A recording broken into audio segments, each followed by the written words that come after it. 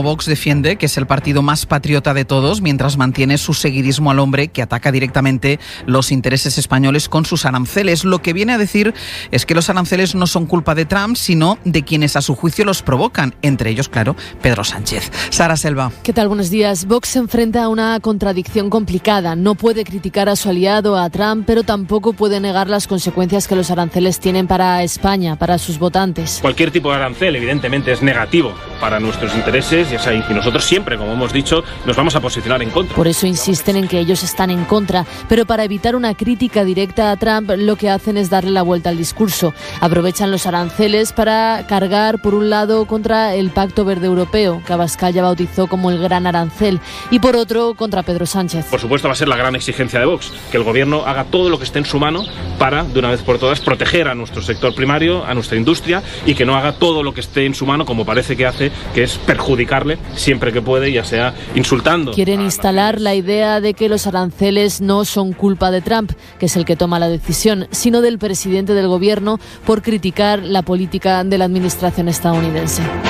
Los autodenominados liberales, como aquí en España, Vox, resulta que están a favor de ir contra el libre mercado y del ultraproteccionismo. Yo hoy he leído, que yo creo que conviene leerlo hoy, el editorial del diario Expansión, que es el gran reservorio liberal de España. Ultraproteccionista llama a Donald Trump. Esto es lo contrario del liberalismo que dicen defender, por ejemplo, Santiago Abascal. Un Santiago Abascal que la semana pasada llegó a decir que si nos ponen aranceles a los españoles es porque Pedro Sánchez cae mal. Este es el nivel de locura en el que estamos metidos, ¿no? Nos han estafado amigos y enemigos, decía Donald Trump, durante más de 50 años. Con esas palabras desataba una guerra comercial histórica. Desde hoy, aranceles del 25% a todos los automóviles y a todos los componentes de automoción que puede importar Estados Unidos. Desde el sábado, un arancel universal del 10% a todas las importaciones. Y dentro de una semana, aranceles del 20% para la Unión Europea, del 34% para China, del 24% para Japón. Por fin vamos a dejar de ver banderas de Vox en los tractores del campo andaluz porque estos aranceles son definitivos. Hemos visto también al PP. Y otra pregunta. ¿Qué significa que Rusia y Corea del Norte se queden en el 10% como unos auténticos privilegiados? ¿Por qué? Ahí hay mucho de estrategia en otro sentido que no es solo la económica, o ya estamos también nosotros conspiranoicos. No. Acaba de pronunciarse también a través de la red Twitter Santiago Abascal, el líder de Vox, se ha pronunciado sobre los aranceles hace tan solo unos minutos. Dice que ni von der Leyen, ni Sánchez, ni Feijóo han defendido los intereses de los españoles y acusa a populares y socialistas de arrastrar a España a lo que califica como una guerra comercial suicida. Además dice que nuestra economía compite en desigualdad por culpa del bipartidismo y que la única solución que ofrecen es someterse más a China. Abascal habla literalmente de expulsar esa casta corrupta que solo ha traído ruina y pérdida de libertades. Juanma. Es impresionante. Yo lo he tenido que leer 2 y 3 veces el tuit porque decía, pero un momento, pero ¿se habrá enterado de que ha sido Trump el que ha puesto los aranceles? ¿Se habrá enterado de que la guerra comercial la ha desatado su admiradísimo Donald Trump? Da la impresión, cada día más, de que Vox está a favor de ponerle esa gran escultura de oro a Donald Trump en Gaza o en la Gran Vía de Madrid o donde quiera Santiago Abascal. Esto, perdonadme, pero esto es como decía Galeano, nos mean y dice que llueve. Nos mean y Abascal dice que llueve. Es alucinante. Culpar a la Unión Europea de que Donald Trump le tenga envidia a la Unión Europea, eso tiene un nombre, complejo y masoquismo. Bueno, yo es que creo que sí que estuvo atento ayer a lo que hizo Trump, que es mentir, tú lo señalabas muy bien, ¿no? Esa tabla era toda mentira y en eso basa una política que va a reventar la economía mundial. Y se pone allí, y lo defiende y le aplauden y regala gorritas. Entonces coge a Abascal y dice, pues yo también, yo ahora vendo que esto es corrupción lo que hay en Europa, que esto es culpa de Sánchez como todo lo demás, y sigo con mi matraca de mentira permanente, la que llevan jugando mucho tiempo, que lamentablemente hay quien la compra. Yo me sumo a lo que decía Isabel hace un momento sobre la incógnita, sobre qué va a ocurrir con el campo español que tanto ha votado y apoyado a Vox. Vox juega además con doble baraja, como siempre, ¿no? Por un lado va a decir que esto de los aranceles es culpa de Pedro Sánchez y por otro lado va a atacar a Europa con la agenda verde. O sea, en ambos casos, eso sí, completamente en contra de la posición que está adoptando Feijóo. Entonces, por fin vamos a ver una posible ruptura PP-Vox en cosas en las que va a ser muy difícil que jueguen al contubernio este al que se ha estado jugando durante un tiempo por intentar rascar gobiernos locales y autonómicos y, si se pudiera, el nacional. Se van a ver en ese brete. Yo de Santiago Abascal, perdonadme, pero ya no espero nada hace mucho tiempo, no me sorprenden sus mentiras y no me sorprenden sus barbaridades, y menos después de ver a Trump, que entiendo que es su maestro y a quien él sigue, en fin, con ahínco y demostrando una vez más que efectivamente no tiene ningún escrúpulo en mentir. Se carga completamente de una patada ya al multilateralismo.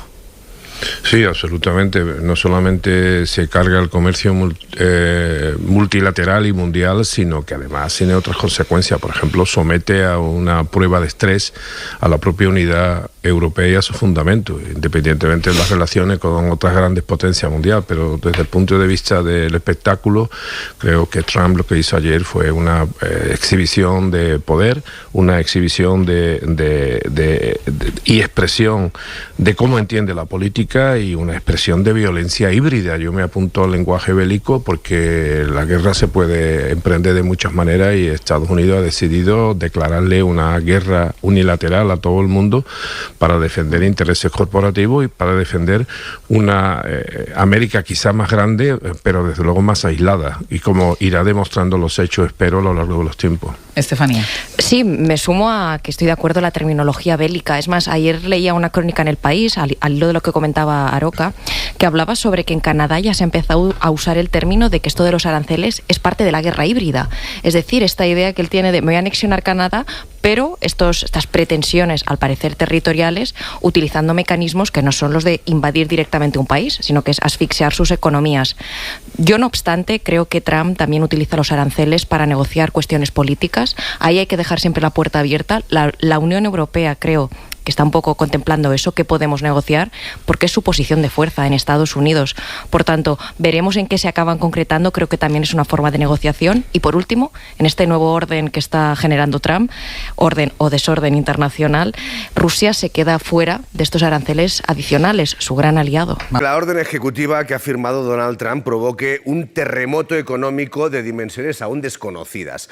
Hasta 100 países están afectados por este paquete de nuevos aranceles, que es complejo. Lo vamos a intentar resumir. En primer lugar, Trump ha decretado un arancel universal, mínimo del 10% a todas las importaciones. Aquí están países como Brasil, Reino Unido o Emiratos Árabes. Además de esto, el presidente de Estados Unidos ha decretado aranceles especiales para los países que denomina peores agresores, entre ellos la Unión Europea, con un incremento del 20%, Japón, 24%, o Corea del Sur, un 26%. Y atención a lo de China, que suma un 34% a los 20 puntos que Trump le había impuesto previamente. Historiadores están hablando mucho del proteccionismo después del 29. Esto ya se hizo y no fue una buena solución para Estados Unidos. O sea, tienen la empírica personal e intransferible de haberlo sufrido en carne propia y vienen a repetir un esquema anterior, con un fracaso que fue llamativo, ¿no?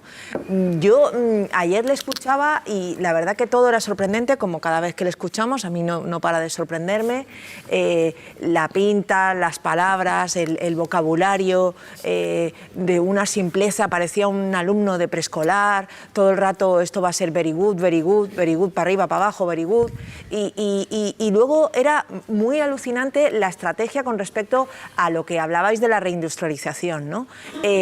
Se trae un montón de trabajadores de Detroit, de las fábricas que cerraron en Detroit, que obviamente es un colectivo desesperado, y se dedica a jalearlos y a decirles que en 6 meses, un año, esto va a estar resuelto. Si de verdad se va a invertir en la reindustrialización de Estados Unidos, no se puede hacer en 6 meses, un año. Obviamente eso es un plan a mínimo 5 o 10 años, dicen los que saben. Obviamente eso habla además de que la inversión extranjera tiene que apostar, porque Trump va a seguir en el poder mucho tiempo para poder mantener estas políticas, que eso también me imagino que habrá que sopesarlo. Quiero decir que el margen de fracaso de lo que está intentando es gigantesco, y que, bueno, para mí la incógnita es qué le va a decir a todos esos trabajadores dentro de 6 meses, un año, qué le va a decir a todos esos votantes, que todo el mundo dice, todo el mundo que entiende de economía, que esto, en fin, tiene un pronóstico, digamos, bastante funesto. Bueno, es que la escenografía, de hecho, nos sorprendió a todos muchos, porque además de la tabla, ¿no?, con los porcentajes, que además todavía tenemos que entender bien los criterios a seguir, ¿no?, porque él habla de aranceles recíprocos, ya sabemos que él mete todo tipo de trabas, lo que considera, ya lo vimos hace semanas cuando hablaba de que en Europa, como estaba el IVA, eso también tenía que computar. Como decía Marta también, ese trabajador que además habla primero, ¿no?, y viene a defender las políticas de Trump. Claro, es muy chocante ver cómo, teniendo en cuenta que estas medidas lo primero que va a hacer es disparar la inflación, lo decía Santiago, y va a afectar también de lleno a toda la ciudadanía estadounidense, a los trabajadores, pero da la impresión de que él se dirige más a ese público. Incluso cuando estamos hablando, ya todos los expertos hablan del miedo a la recesión, que puede ser bastante temprana, de todas las consecuencias que esto va a tener a nivel mundial, y él da la sensación de que se dirige más a todos esos trabajadores, ese discurso, bueno, pues de orgullo herido, ¿no?, y de la sensación de tener que volver a hacer, dice él, América grande y rica otra vez, pero con una sensación de agravio permanente, de además eso que decía, de aquí no hay países amigos, enemigos, ir a por todos, ¿no?, da igual. Y luego también creo que nos centramos, y como es lógico, en ese 20% en Europa, pero también el golpe a todo el comercio del Pacífico, o sea, con Asia, es decir, venimos, China anuncia ayer un 34, se suma al 20, que ya estaba, hablamos, claro, su gran rival, que es China, va a asumir ahora unos aranceles del 54%, con todo lo que eso ya implica, digamos, la tormenta que desata para todos los demás. La semana que viene el presidente del gobierno tiene un viaje importante, diría que ahora más que nunca, a China, Vietnam. O sea, esto al final yo es que veo que es más que una guerra comercial, esto realmente es una ruptura de puentes en unos términos que va a sacudir, ¿no?, a todo el planeta. Comercial, de hecho, con Estados Unidos, ¿no? Lo que no puede soportar Donald Trump, dentro de su lógica de victimización, porque le está hablando a unos estratos heridos de la sociedad estadounidense, perdedores de la globalización, en su opinión, lo que no puede soportar Trump es que la Unión Europea compita mejor que Estados Unidos y tenga superávit comercial, ¿no? Y en el caso de Alemania yo creo que es muy claro, pero también está Irlanda o puede estar Italia. España tendrá un impacto menor, pero un impacto al fin y al cabo. Y luego la Unión Europea tiene que responder con unidad y con firmeza, y eso a lo mejor coadyuva una espiral de aranceles, porque Donald Trump, todos sabemos cómo es. Donald Trump, para empezar, ha trucado las cifras. Los números que presentó ayer no son reales. No existe tal arancel del 39% de la Unión Europea a Estados Unidos. Lo que está haciendo es política tuitera, en la que suma una serie de cosas, el IVA, considerando el IVA como un arancel, considerando barreras monetarias, diciendo que estamos usando el euro para intentar establecer barreras de entrada a los estadounidenses, todo lo que ha querido meter en una coctelera que solo le compran los suyos, para poder justificar unos aranceles lo más altos posibles a la Unión Europea. Todo esto, al final, se basa, a mi juicio, en dos cosas. O tres. Una, que no puede soportar que haya superávit comercial a la Unión Europea, que es un socio al que él cree que le pueden ganar compitiendo.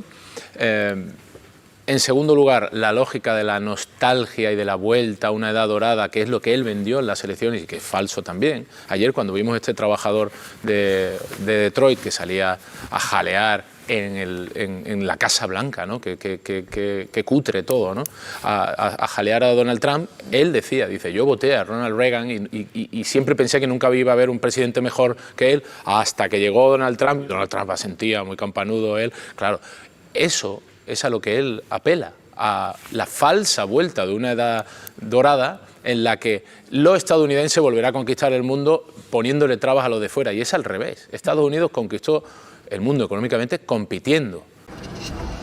¿Qué tal? Buenos días. Pues el impacto de los mercados es importante y claramente visible. Las bolsas europeas han abierto con caídas que rondan el 2%. El IBEX 35 sortea algo mejor esta tormenta arancelaria. Está descendiendo en tiempo real un 1,61%. Duramente castigado, por ejemplo, vemos al DAX alemán o al Eurostock 50, índice de referencia europeo, con descensos de más de 2 puntos porcentuales tras conocer esos aranceles globales que golpean especialmente a algunos países, entre ellos los europeos. Pero el primer impacto lo hemos visto esta pasada madrugada madrugada en las bolsas asiáticas, con caídas de más del 2%, la bolsa japonesa o la bolsa de Hong Kong. Algo más suaves en el caso de la bolsa china. El gigante asiático lleva ya años lidiando con esos aranceles estadounidenses, aunque en esta ocasión esas tarifas se agrandan. Y ojo con Wall Street, porque Donald Trump anunció sus aranceles ya con la bolsa de Nueva York cerrada, pero el impacto lo estamos viendo en los futuros de la principal bolsa del mundo, en esas órdenes de compra y de venta fuera de horas. Anticipan caídas muy importantes del 3,5%, por ejemplo, para el S&P 500 o el tecnológico Nasdaq, con compañías que tienen parte de su fabricación fuera de Estados Unidos, dirigidas sobre todo a Asia, muy afectadas. Es el caso de Nike. En el mercado fuera de horas está cayendo en torno a un 7%. Por tanto, terremoto bursátil y además también en otros activos, porque vemos caer al dólar de forma importante en su cruce con el euro, y el petróleo, ante la previsión de un menor crecimiento económico, desciende también más de un 3% esta mañana. No nos parece ciertamente positivo, porque va a afectar a la economía, va a afectar a las empresas, va a afectar a los ciudadanos del resto del mundo, pero también de Estados Unidos.